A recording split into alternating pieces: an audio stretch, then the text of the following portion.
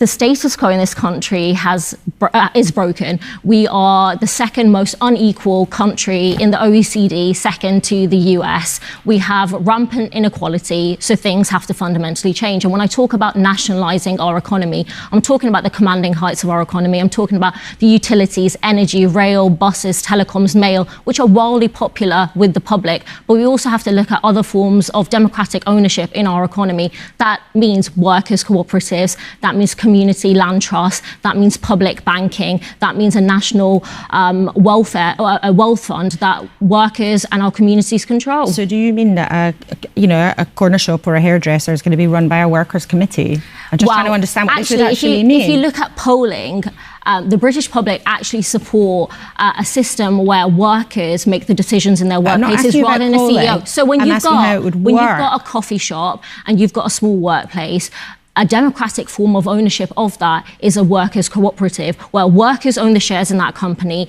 they have better terms and conditions, the profits are shared amongst the workers, and that is a form of democratic ownership that does very well across the world, including in the UK in many cases. And would that be something that businesses had to become? Would that be mandatory?